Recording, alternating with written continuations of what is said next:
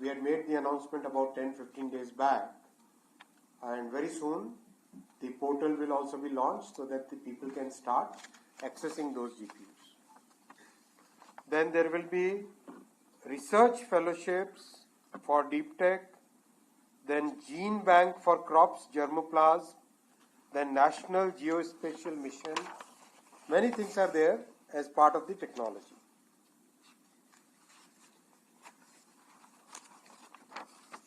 The entire thing will be built upon reforms. Entire progress, the next phase of growth will come based on reforms. And here what we mean is, our Prime Minister says that we should have enough government, but we should not have very burdensome governance. Governance has to be very smooth. People want something, it should be easy to get. People have some problems, they should be easily connected with the government and they should be able to solve the problems. Industries must not face the compliance burden. Small, medium businesses should be totally out of the purview of cumbersome laws and processes. So a mission on manufacturing, a mission for reforming the compliance is both in the financial as well as non-financial sectors will be taken up. These missions over a period of next 1 year will identify every problem, and I'll request all of you also and to the listeners who are listening to this to give your suggestions. Any small suggestion is welcome. Every small idea is good. Every idea which reduces the compliance burden in every sector, aviation, industry, taxation, stock markets, capital markets, financial sector, cities, everywhere, every such suggestion is welcome. So please come up with those suggestions.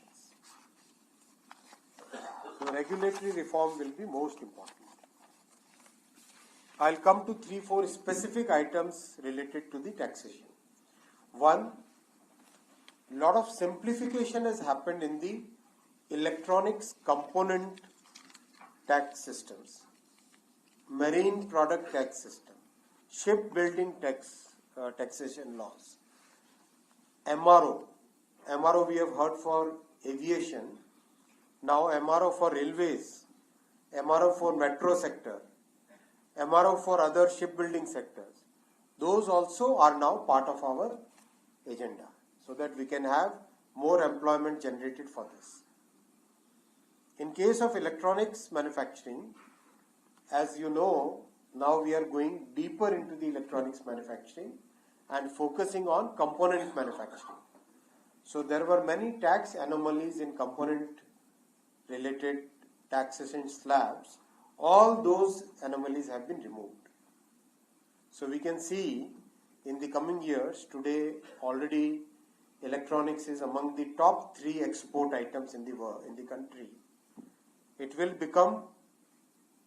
gain more prominence, and maybe it might become the second largest or even the largest export item in the coming years. So that is the nutshell, the entire budget. I'll take a look at the macro position. Our economy is today of about 330 lakh crore total economy, our GDP, and we are growing at 10% nominal rate. So next year will be about 356 lakh crore. It's a large size economy now, and already 5th largest we know. Very soon it will become 4th largest, depending upon the level of foreign exchange rates,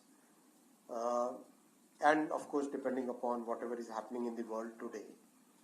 But in a macro level, we are at a very healthy position, because our debt level is just about, central government's debt level is just about 56% of the GDP.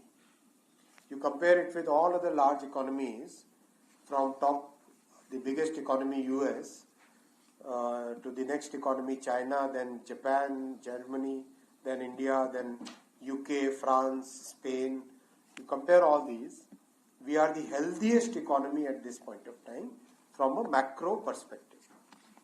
Among all the large economies, our economy is the healthiest from the macro perspective.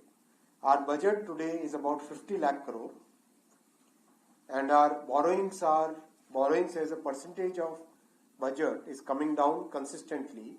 Our fiscal deficit is just about 4.8%, it is coming down to 4.4%. You compare that with the developed countries, today that is in the range of 7%, 6.5%. So we are in a very healthy position from the macroeconomic point of view. And that has been possible because of a good, consistent thinking, very prudent thinking over the last 10 years. And that puts us in a good shape. Recently, I was at Davos, and the IMF chief, she was surprised when she heard about our Prime Minister's economic thinking. Very clear, cogent economic thinking. So that is the current situation. I will now come to the railway related matters. First, I look at the bigger picture of railways. You know that the railway budget allocation for Karnataka has been increased almost 9 times. From the UPA period, it was 835 crore per annum.